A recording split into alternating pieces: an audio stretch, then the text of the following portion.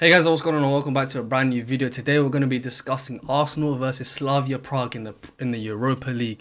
Man, another game, another disappointing result. Man, 1-1. 1-1.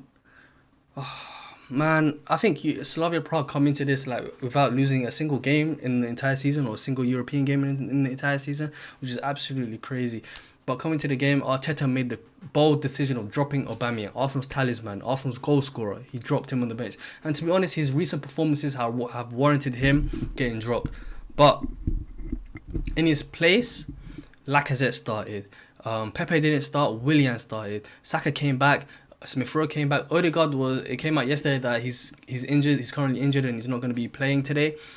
But man, there was enough players on the pitch today, starting and on the bench, to get a better result than that. Arsenal in the first half were very, very tentative. There was no energy. There was no hunger. There was no desire to press the opposition. There was no desire to enforce an error. There was no desire to pass quickly. And man, we just didn't have our shooting boots. In the first half, Saka gets in behind. He tries to open up his body, curl it into the bottom corner, and he gets it a bit wide. The assistant puts his flag up, but as we saw on the replay, VAR would have ruled it onside, and that is a very big opportunity lost. But we move in the second half. Lacazette had a huge chance. Good work for him for getting the ball off the defender on the halfway line, and he runs through. Literally, he's got the whole half to himself.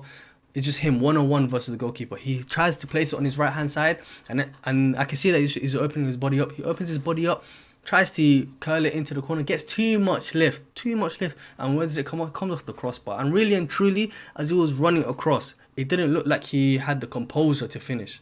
No, it really didn't. It looked like as we were watching it, it didn't look like he was going to score. And that's a second huge chance that we missed. Now, Arteta, he made some substitutions.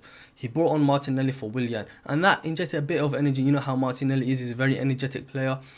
But he made a huge triple change. He brought on Pepe, Aubameyang, and Elneny for Partey, Lacazette, and Saka. Now I'm thinking, okay, yes, but it was a bit too late. The substitutions were a bit too late. We needed them a bit earlier, around the 60th to 62nd minute. That's when we needed it. But boy, when these men came on, they injected a new energy. They injected desire. They actually wanted to win the game, especially Aubameyang, because recently we've been criticizing Aubameyang. His body behavior has been off. It doesn't look like he's been putting in effort. No, he hasn't been putting in effort. It's just been very, very toxic. Like against Liverpool, I don't think he had a shot. I think in the 2 games against Liverpool this season, he hasn't had a shot, which is absolutely ridiculous. His average position was actually towards left back in the game against Liverpool. Didn't have a single shot, but today he had that renewed hunger. He must have took all that criticism as fuel, because when he came on, he had that hunger, he had that desire. There was actually a little one-touch passing sequence between Aubameyang, Pepe, got Smith Rowe in behind, Smith Rowe into Aubameyang. Aubameyang tries to left foot, curl it into the bottom corner, but he gets it slightly wrong and he goes off for a goal kick. Now that's the third big opportunity that we missed. But man, a ball gets played over the top for Aubameyang. Credit to the defender. He actually a vital interception, vital interception, because Aubameyang was through, and we know the burners that this man's got. Ain't nobody catching him on the pitch. But he gets the interception. Aubameyang gets in front of him and puts Pepe in behind. Too fast for the defender, too strong for the defender. Chips it over the goalkeeper in the 86th minute. 1-0. 1-0. Arsenal just have to hold on for 4 minutes, and I think it was an extra 4 minutes of added time. And we get a good result going into the second leg. But no, Arsenal don't do that. We had the warning. While it was 0-0, we had the warning shot where they should have actually scored. They got the ball comes to the Slavia Prague player. He tries to curl it, but he should have called it into the goal, but it went wide. And that was our warning. And then we get a second warning. This time it's 1-0. We get a second warning. The ball is it's on the right-hand side. Ball just comes out to the defender, and he just hits it first time. Pure shot. It caught me off guard while I was watching it. But Leno gets a hand to it, pushes it onto the crossbar, and it goes out for a corner. And that was our second warning. And as the play continues, I think it's towards the 93rd minute now, they get a corner. And I'm getting flashbacks to Olympiacos. Where they were able to score in the last minute. I guess what happened? They scored. The corner comes off Pepe's thigh. goes to the back post. Their player is stronger, beats Cedric to the back post, heads it in. Actually, Leno got a hand to it, but the power beat him and the accuracy. All he was able to do was push it up into the roof of the net and 1-1. From really and truly, other than the couple Warner shots, they didn't have many other chances, really and truly. We had so many chances. It only says that we had 2 shots on target, but a lot of our good opportunities went off target, especially the Lacazette one. I don't think when it hits the post or crossbar area, they don't count that as on target. But if we had our shooting boots on, Saka, Laka, Aubameyang, this game could have been 2-3, 4-0, really and truly, or 2-3, 4-1. Really and truly, that is the only positive that Mikel Arteta can take from this game, that we had chances.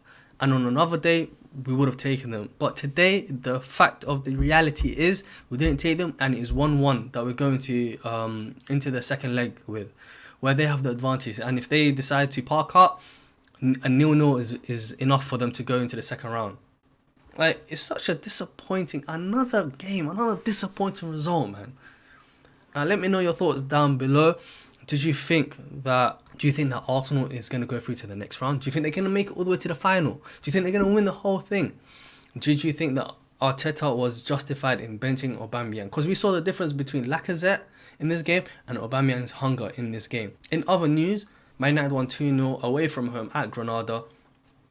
And if you think about it, Man United they've been playing decent and they've been getting good results. We've been playing like rubbish and we've been getting terrible results. Now let's say somehow, for the sake of argument here, let's just say somehow we are able to get to the final and we play against Man United. So these are the two, on paper, these are the 2 biggest teams left in the competition. So we meet in the final. Do you think this current Arsenal team is going to be able to beat Man United in the final? Really and truly, do you think this Arsenal, I get the argument that in a one-off game, anything can happen, and I agree. But this current Arsenal team does not have a single chance of beating Man United in the final. And something has to happen. Arteta needs to get at these guys, because what's been happening is not good enough. No energy, no desire, no hunger, no emphasis to make things happen. They're just all well and good of passing to Partey and then passing to Xhaka, passing it about between the defence, but once it gets into Smith Rowe or Odegaard or somewhere in the middle, there just needs to be that quick, rapid transition. Something needs to happen. It's just way too slow. We just pass out to Saka, and Saka, he gets his options cut off, so he's just on the ball, nothing happens, he passes backwards, and then the whole sequence starts again. We shift it to the left hand side, and whoever's playing left wing, which is Willian today, he gets the ball, options are limited, we pass back. That's just majority of the game. We just need to, if you watch Man City play, it's just quick, incisive passes will break any defense. So if you enjoyed the video, please leave a like. If you're new around here, make sure you subscribe. I'm trying to hit 1,000 subscribers as soon as possible. I got big things planned for this channel. I'll catch you guys next time, man.